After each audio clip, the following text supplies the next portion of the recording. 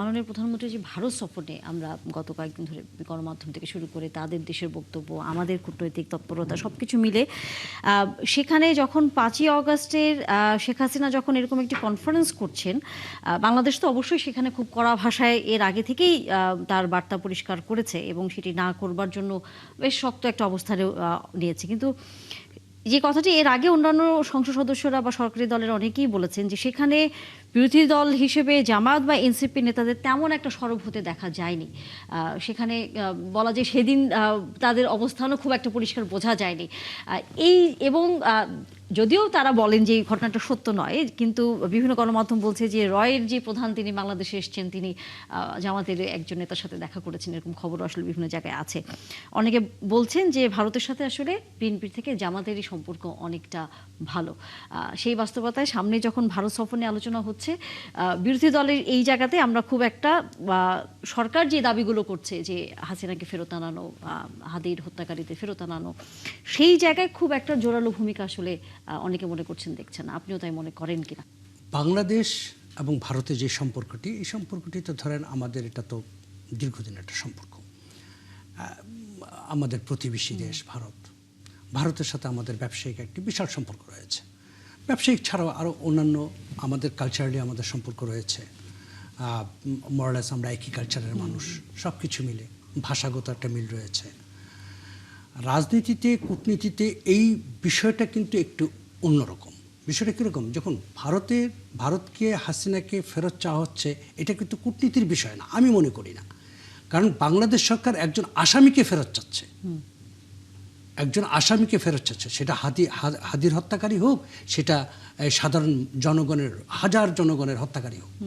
তো সুতরাং বাংলাদেশের সরকার চাচ্ছে যে একজন আসামিকে ফেরত দেওয়ার জন্য। এটা একটি বিষয়, এটি একটি আইনগত প্রক্রিয়া আছে।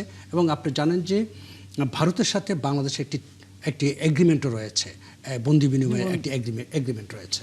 সুতরাং সেই এগ্রিমেন্টই চাচ্ছে, মানে সেই সুবাদেই কিন্তু বাংলাদেশ যেতে পারে বা চাবে, এইটাই খুব স্বাভাবিক। আর কূটনীতির যে সম্পর্কটি, এটি আসলে আমি যেটা অনেকবারও বলেছি, অনেকবারই, যে কূটনীতিক সম্পর্ক কিন্তু রাষ্ট্র থেকে রাষ্ট্রের হয়। ভারত বাংলাদেশকে কখনো রাষ্ট্র হিসাবে দেখেনি, দেখেছে একটা বাজার হিসাবে। অর্থাৎ G2G সম্পর্ক না হয়ে এটা G2B সম্পর্ক হয়ে গেছে। তো সুতরাং যতদিন পর্যন্ত ভারতের দিক থেকে বাংলাদেশকে রাষ্ট্র হিসাবে না দেখবে, রাষ্ট্রের চোখে না দেখবে, সুতরাং ততদিন কিন্তু এই কূটনৈতিক ঝামেলাগুলো থাকবে। সুতরাং সেই হিসাবে আমি মনে করি এইটা ভারতের মানে দায় আছে জায়গাটাতে, বরং বাংলাদেশের না। বাংলাদেশ তো অবশ্যই চাবে যে বাংলাদেশে, আপনি জানেন যে বাংলাদেশের বর্তমান যে কূটনৈতিক যে ভাষা বা কূটনৈতিক যে চর্চা চলছে, সেটা কিন্তু হচ্ছে সবার সাথে একটা সুসম্পর্ক রক্ষা করা। প্লাস হচ্ছে বর্তমানে বিএনপি সরকারেরও কিন্তু একটি স্লোগান রয়েছে, সবার আগে বাংলাদেশ। সুতরাং বাংলাদেশকে প্রায়োরিটি দিয়েই তারা কূটনৈতিক ভাষা ব্যবহার করবে, এটি স্বাভাবিক। এখন যেটি হচ্ছে যে ভারত যেটি হচ্ছে আমাদের এই ভাষা বুঝতে পারছে কিনা। ভারত যদি বুঝতে পারে তাহলে ভারত আগানো উচিত, আমি মনে করি। ভারতের দায় আছে, কারণ ভারত জানে যে গত 17 বছর কি করেছেন ভারত জানে কতটা অন্যায় হয়েছে বাংলাদেশের উপরে, ভারত জানে কতটা জুলুম হয়েছে বাংলাদেশের মানুষের উপরে। সুতরাং ভারতের এই জায়গায় কিন্তু দায় আছে। সুতরাং এই দায় থেকে কিন্তু ভারত এড়াতে পারে না। ভারত, আমি যেটা মনে করি, দেখুন, সেই ব্রিটিশ আমলে জালিয়ানওয়ালাবাগের যে হত্যাকাণ্ডটির জন্য কিন্তু ব্রিটিশরা কিন্তু ক্ষমা চেয়েছে, তাই না? সো এই ভারতে এই যে শেখ হাসিনাকে একটা ফেসিস্ট হিসাবে তৈরি করার পেছনে তো ভারতের হাত ছিল, এবং ভারতের হাত এটা প্রত্যক্ষ এবং পরোক্ষ দুইভাবেই ছিল, এমন না যে আমরা দেখিনি। কিন্তু আপনার কাছে কি মনে হয় যে তারা মুখে বলছে যে আমাদের সাথে সম্পর্ক ঠিক করতে চায়, এবং এটি তার ব্যক্তিগত অথবা বেসরকারি কোনো সংগঠন থেকে তিনি এই ধরনের, মানে শেখ হাসিনা এরকম প্রেস কনফারেন্স করেছে, সে কিন্তু যেহেতু তার দেশে অবস্থান করছে, সেই তো এটা আটকাতে পারে, কারণ তার আগে বাংলাদেশ খুব অবশ্যই। আপনি দেখুন, এইখানে একটু স্পষ্ট করি, অনেকে যে অনেক সময় মাননীয় প্রধানমন্ত্রীর সাথে ব্যাপারটা তুলনা করেন। মাননীয় প্রধানমন্ত্রী কিন্তু ওনাকে কিন্তু এই দেশ থেকে বের করে দেওয়া হয়েছিল, মানে উনি কিন্তু পালিয়ে যাননি, এবং উনি কিন্তু তখন সরকার প্রধান ছিলেন না, উনি কিন্তু এইরকম একটি গণহত্যা চালাননি। ওনাকে জোরপূর্বক এই দেশ থেকে বিতাড়িত করা হয়েছিল, এবং উনি সেখানে একটি আইনের মাধ্যমে, ব্রিটিশ আইনের মাধ্যমে, যুক্তরাজ্যের আইনের মাধ্যমে আশ্রয় নিয়েছেন, এবং সেখান থেকে উনি রাজনীতি করেছেন। যে আশ্রয়ের ভিতরে সেই আইনে কিন্তু বাধা নিষেধ ছিল না যে উনি রাজনীতি করতে পারবেন না। কিন্তু আপনি যদি খেয়াল করে দেখেন, বর্তমানে সেই যুক্তরাজ্য কিন্তু এই শেখ হাসিনাকে কিন্তু সেখানে ঢুকতে দেয়নি। এবং নট অনলি দ্যাট, আপনি জানেন যে এই যে মেয়র, উনি নিজেও বলেছে যে ফ্যাসিস্টের কোনো লোক যেন যুক্তরাজ্যে না ঢুকতে পারে, সেটা আমরা নিশ্চিত করব। তো সুতরাং এই যে বিষয়গুলো, অর্থাৎ শেখ হাসিনার পালিয়ে যাওয়া এবং এত বড় একটি যেটা বলা যায়, আমি জেনোসাইড বলছি না শব্দটাকে, কিন্তু একটা গণহত্যা, এক ধরনের গণহত্যাই বলা যেতে পারে, যে এত হাজার হাজার মানুষ এই ইতিহাসে এই আমাদের এশিয়ার বা আমাদের এই সাবকন্টিনেন্টাল ইতিহাসে এত বড় একটা ঘটনা ঘটেনি। সেই ঘটনা ঘটার পরে যেই মানুষটি পালিয়ে গেল, যার বিরুদ্ধে শত শত মামলা রয়েছে, যার ইতিমধ্যে আপনি জানেন একটি মামলায় তার ফাঁসি হয়েছে, তিনি কিন্তু আমাদের চোখে একজন আসামি। এই বাংলাদেশের আইনের চোখে তিনি আসামি। সুতরাং বাংলাদেশ তার আসামিকে ফিরিয়ে আনতে চাবে, এটাই খুব স্বাভাবিক। সেই জায়গায় যে প্রশ্নটি ছিল যে আমরা দেখেছি যে বিরোধী দলের সদস্যদের সম্পর্কের জায়গাটা ভারতের সাথে একটু অন্যরকম, এরকম বিভিন্ন গণমাধ্যমে এরকম খবর বের হয়। সেই প্রসঙ্গটি আমরা একটু ব্যারিস্টার আবু বকর মোল্লার কাছ থেকে জানবো যে ভারতের সাথে আসলে জামায়াতে ইসলামের যে সম্পর্কের বিষয়টি, সেটি নিয়ে এর আগেও অনেকবারই প্রশ্ন তুলেছেন যে সরকারের থেকে হচ্ছে আপনাদের সাথে তাদের সম্পর্ক নাকি অনেক ভালো, এক। আর দ্বিতীয়ত হচ্ছে যে যখন ফ্যাসিস্ট শেখ হাসিনা 5 অগস্ট তিনি এই ধরনের একটি সংবাদ সম্মেলন করেন, কথা বলেন, তখন আপনাদের ভূমিকা খুবই নীরব ছিল বলে এর আগে অনেকে হচ্ছে আমাদেরকে বলেছেন, বিভিন্ন গণমাধ্যমে তারা জানিয়েছেন। এই বিষয়টি যদি একটু খোলাসা করতেন। ধন্যবাদ। দেখুন, কিছু জিনিস হচ্ছে স্পেকুলেশন আর পলিটিক্যাল রিটরিক। জামাত আনুষ্ঠানিক বিবৃতি দিয়ে ভারতের প্রধান যখন বাংলাদেশে এসেছেন, জামাত কিন্তু আনুষ্ঠানিকভাবে বলেছে, আপনারা এখনই সাংবাদিক হিসেবে আসেন জুবাইর বাবু, উনি জেনে থাকবেন, দর্শক শ্রোতারাও জেনে থাকবেন, জামাত বলেছে ভারতের ব্রিক্স সম্মেলনের পূর্বে প্রধান বাংলাদেশে আসা আর সরকারের ভারতে যাওয়া না যাওয়া নিয়ে যে ধরনের কথাবার্তা হচ্ছে, জামাত মনে করছে যে এখানে অপ্রকাশ্যে কিছু হচ্ছে, দেন দরবার হচ্ছে। এটি জামাতের অবস্থান ছিল, অর্থাৎ সরকার জনগণের সামনে এটি ক্লিয়ার করছেন না। প্রধান বাংলাদেশে এসেছেন, বিএনপি সরকারকে তো জানিয়ে এসেছেন যে ওনারা কেন এসেছেন। অ্যাপারেন্টলি যেটা বোঝা যাচ্ছে যে ভারত সফরের সরকারের হয়তো একটা প্রস্তুতি ছিল, সরকারের পক্ষ থেকে ভারতে যাওয়ার হয়তো কথা ওনারা বলেছেন। আপনারা দেখেছেন ভারতের পত্রিকায়, মেইন স্ট্রিম মিডিয়াতে রিপোর্ট হয়েছে যে সরকার কথা দিয়েছে তারেক রহমান সাহেব ভারতে ভিজিটে যাবেন। তারপর কয়েক ঘন্টা পরে ওনারা কিন্তু সাউথ ব্লকের রেফারেন্স দিয়ে নিউজটি করেছিলেন, পরবর্তীতে সংবাদটি মুছে দেওয়া হয়। অর্থাৎ যেটি বোঝা যায় যে ভারতে যাওয়ার ব্যাপারে দুই সরকারের মধ্যে অনেক দূর কথাবার্তা এগিয়ে গিয়েছিল। জামাত তখনই বলেছে যে প্রধান বাংলাদেশে এসেছে, ইট হ্যাজ এ মেসেজ, যে আসলে উনি সরকার প্রধান ভারতে গেলে তার নিরাপত্তা অথবা অন্যান্য ব্যাপারটার জন্য বাংলাদেশের সরকারের সাথে ওনারা একটা প্রিপারেশন নিতে আসছেন। যদিও সরকারের মুখপাত্র বলেছেন যে না না না, ওনার এটি রুটিন ভিজিট, চায়না থেকে বাংলাদেশে এসেছেন না, এই ধরনের কথাবার্তা গ্রহণযোগ্য নয়। এটি যদি অন্য সময় আসতেন, 6 মাস আগে আসতেন অথবা 6 মাস পরে আসতেন, সেটির ভিন্ন অর্থ হতো। কিন্তু জামাত যে কথাটি বলছেন যে সরকার কিছুটা লুকাচ্ছে, জামাতের বিবৃতিতে স্পষ্ট বলা আছে যে সরকার লুকাচ্ছে এবং অপ্রকাশ্যে অনেক কিছু হচ্ছে। আমরা একটু জানতে চাই আবুল নাসের মোহাম্মদ রহমতুল্লাহ, আপনারা কি কোনো কিছু লুকাচ্ছেন এই ভারত সফর নিয়ে বা ভারতের সাথে আমাদের সম্পর্কের কূটনৈতিক জায়গাগুলো নিয়ে? না না, লুকানোর তো কিছু নাই, সবকিছুতে স্পষ্ট।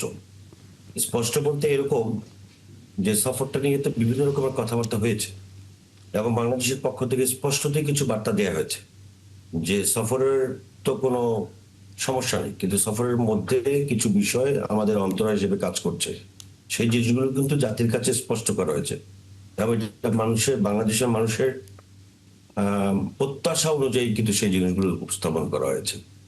এবং সেটা আপনারা সকলেই জানেন যে শেখ হাসিনাকে বাংলাদেশের হাতে তুলে দেওয়া এবং শহীদ হাদি হত্যাকাণ্ডের খুনিদেরকে তুলে দেওয়া, এই যে বিষয়গুলো কিন্তু বাংলাদেশের মানুষের, সাধারণ মানুষের কাছে এটা প্রত্যাশার জায়গা।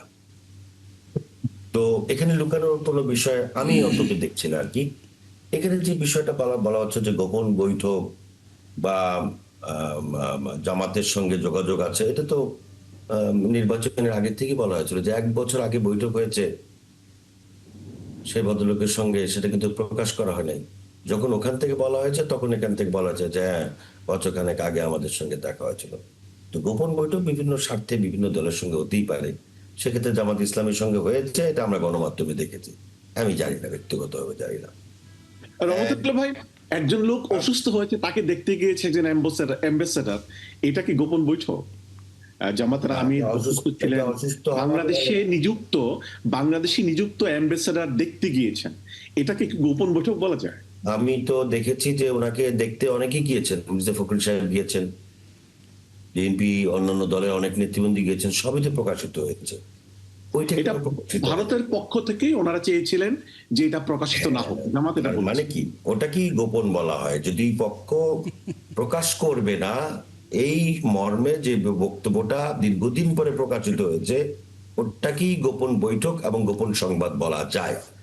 যাও, ওটা অত বড় বিতর্কের বিষয় মনে করি না। আপনি যেটা বলেছেন তার মাধ্যমে এটা গোপন বৈঠক এই করছেন একটা বিষয়।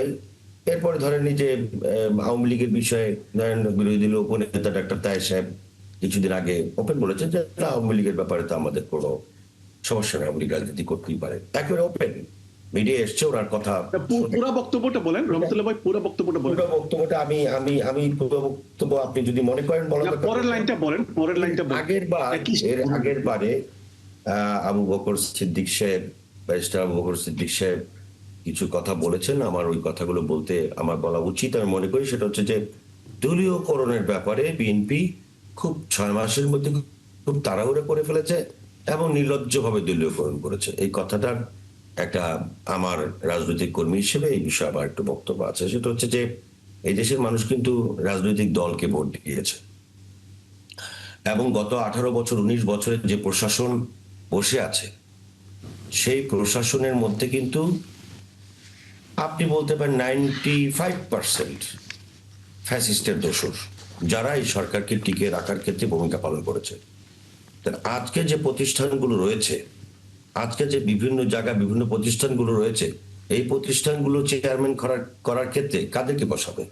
যেই আওয়ামী লীগ তাদেরকে দুধ কলা দিয়ে পুষেছে, আওয়ামী লীগকে যারা এই ফ্যাসিজমকে যারা জিয়ে রেখেছে, সেই সব ব্যক্তিদেরকে এনে বসাবে নাকি জামাতের লোকদেরকে বসাবে? এনসিপি লোকদেরকে তো বসানোর বয়স হয় নাই। তো সেই ক্ষেত্রে এই দেশের মানুষ বিএনপি ভোট দিয়েছে, বিএনপি রাজনৈতিক দল, এটা বুঝেই মানুষ ভোট দিয়েছে এবং রাজনৈতিক দলের প্রধান যিনি, তিনিই প্রধানমন্ত্রীর দায়িত্বে আছেন এবং রাজনৈতিক দলের নেতারা যে কোনো জায়গায় নিয়ম অনুযায়ী যে কোনো প্রতিষ্ঠানে বসতে পারবেন, চালাতে পারবেন। এটা বাংলাদেশের আইন মেনেই সেটা করা হয়েছে এবং সেখানে আওয়ামী লীগের কোনো দোষরকে বসানো ভালো নাকি বিএনপির কোনো নেতা কর্মীদেরকে বসিয়ে সেই প্রতিষ্ঠানকে শৃঙ্খলাবদ্ধ সেটা আপনি বলবেন।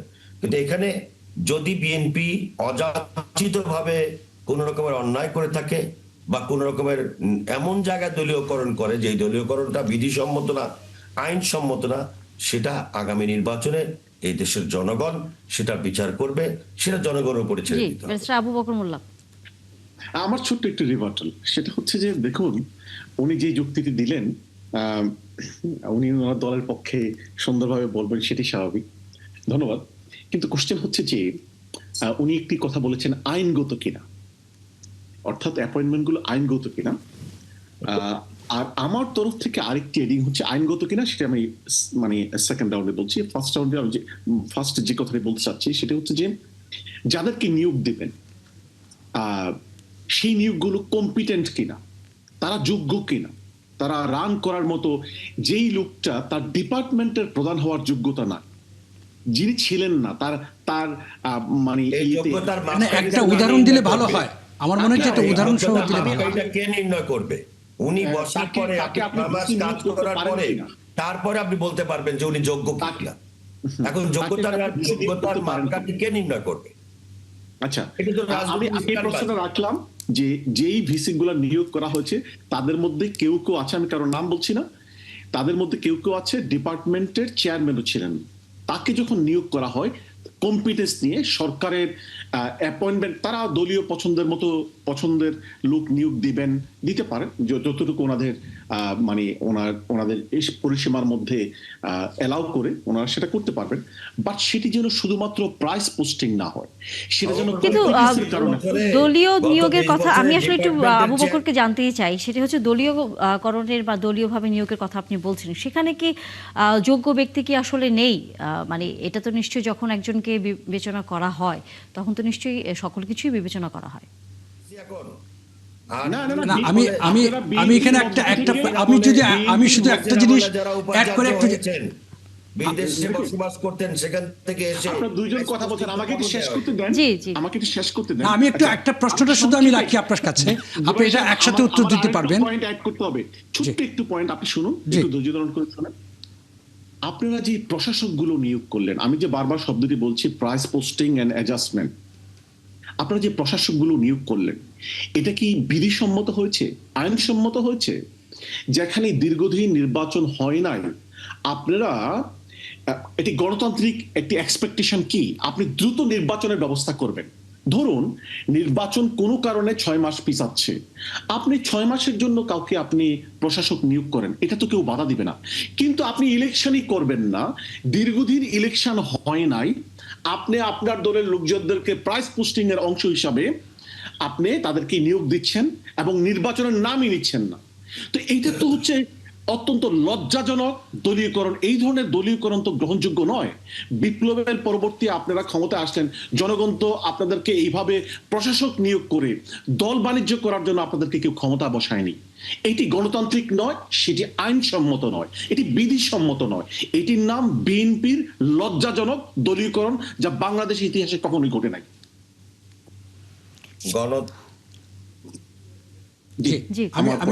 আমি যদি একটা সম্পূরক প্রশ্ন করি, আপনি মার্কিন যুক্তরাষ্ট্রের যখন প্রেসিডেন্ট নির্বাচন হয়, যখন প্রেসিডেন্ট একসাথে ফেডারেল আপনি জানেন যে 18,000 একদিনে চাকরি চলে যায় এবং পরবর্তীতে 2 মাসের ভিতর প্রায় 1,55,000 মতো চাকরি চলে যায়।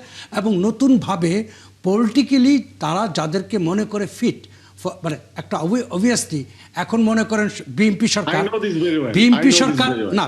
সরকার যখন সরকার পরিচালনা করবেন, তিনি কেন জামাত থেকে লোক নিয়ে তার পলিসি নির্ধারণ করবেন, তার পলিসি এক্সিকিউশন করবেন?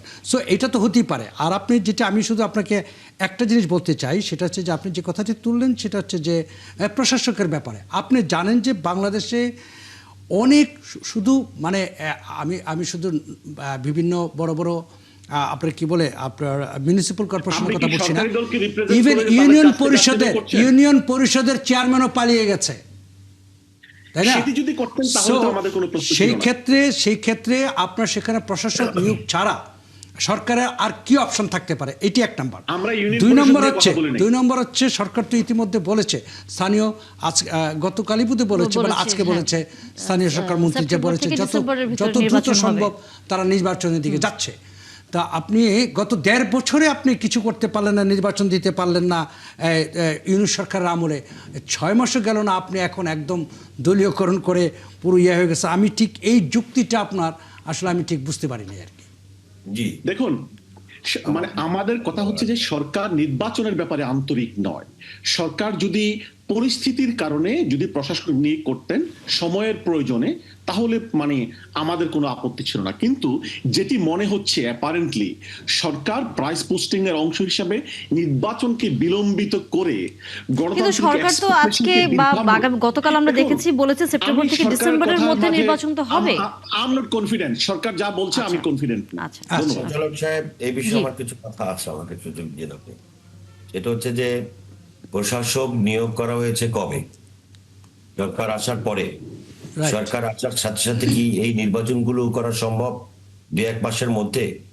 হ্যাঁ, ওনারা বলতে 1.5 বছরে ইউনূস সাহেবের শাসন আমলে অন্তর্বর্তীকালীন সরকারের নামে যে সরকারটি ছিল, সেই সরকারটি পিছন থেকে চালিয়েছিলেন ওনারা, এবং ওনাদের সমর্থিত বিভিন্ন লোকদেরকে বিভিন্ন জায়গায় বসিয়ে এই প্রশাসকের জায়গায় বিভিন্ন জনকে দায়িত্ব দিয়ে তারপরে বিভিন্ন জায়গায় এই কাজগুলো সমস্তভাবে তাদের দলীয় লোকদেরকে বিভিন্ন জায়গায় পুনর্বাসন করা হয়েছে। আমার কাছে ডকুমেন্টারি আছে, আমি বলতে পারবো, আমি লোকদের নাম বলতে পারবো। কিন্তু প্রশ্ন হচ্ছে সরকার কখন বলেছে নির্বাচন করবে না? আর নির্বাচন করার জন্য 6 মাস সময় লাগে, 1 বছর সময় লাগে। সেই প্রস্তুতির জন্য আপনারা তো ঘোষণাই দেন নাই। প্রস্তুতির জন্য এখন 6 মাস পর্যন্ত সময়, নির্বাচনের কোনো deadline দেন নাই। জন্য ইন্টেরিয়াম গভর্নমেন্ট যদি হতে পারে, ওই প্রশাসকের জায়গায় আপনার প্রশাসক যদি থাকেন অন্তর্বর্তীকালীন সময়ের জন্য 1 বছরের জি। জন্য, সমস্যাটা কোথায়?